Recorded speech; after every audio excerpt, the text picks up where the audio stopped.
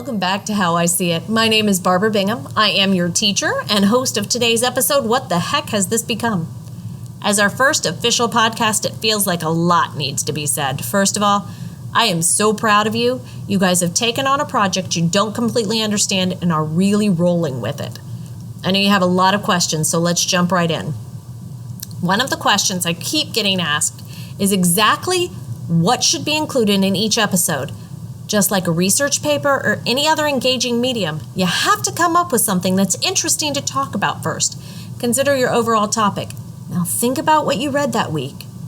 What questions pop into your head? For example, imagine I read The Middle of Brave New World, and my topic is psychology. This is the section where they go to the reservation and bring John back. There's tons of interesting dynamics, particularly between Linda and John. Maybe I'm going to develop a topic of how a parent's mental health affects a child's mental health. There's tons of examples in this section. Now, once you have your topic, you need to consider how the novel includes this. So I'm going to take notes on how Linda's obviously having some massive mental issues, and also how John seems to be completely disconnecting with her. Not to even mention how much he seems to think Shakespeare's real. He's constantly dreaming fantasies, and he wants Lenina to be Juliet. There's a lot of stuff I can work with there. Now I have a handle on how to include the novel. For the next part, you gotta do some research. It's important that I find some reliable sources that discuss the topic. Research is the key. As Sage Publishing included in their article, Reasons Why Your Research Should Be a Podcast.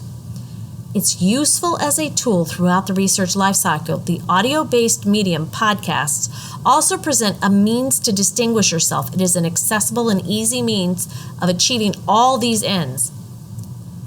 Research will enhance your podcast, give you more to talk about, and is interesting to listen to. So you're going to want to find research about the topic you picked. In my example, I'm going to go look for articles about how a parent's mental well-being impacts their child. Really, really important side note. Make sure you mention when you're talking about it where you got the information as well as who wrote it.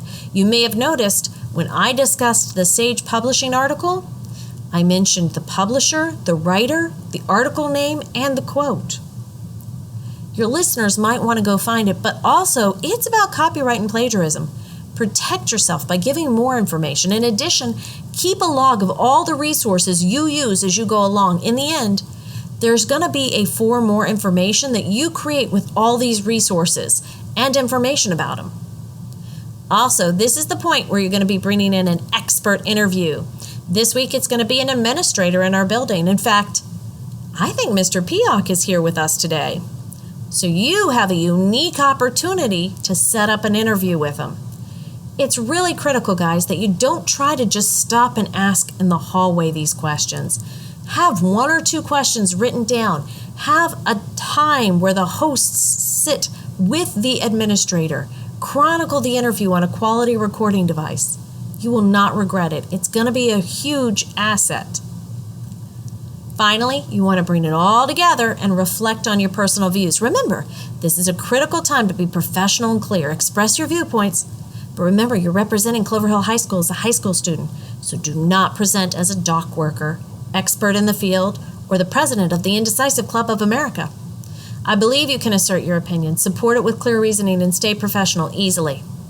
The last point I want to make is that, remember, you're in this together. Although there's a scriptwriter who's going to be putting down the words for the host to speak, as the producer makes sure all those words work, you're developing the concept and content together with all of you helping. Be the amazing and supportive team I know you are. Thank you so much for listening to the entire podcast, and feel free to scan the transcript if you missed any of this. Once again, I am your teacher, Barbara Bingham, and this episode is number 1 of How I See It. What the heck has this become?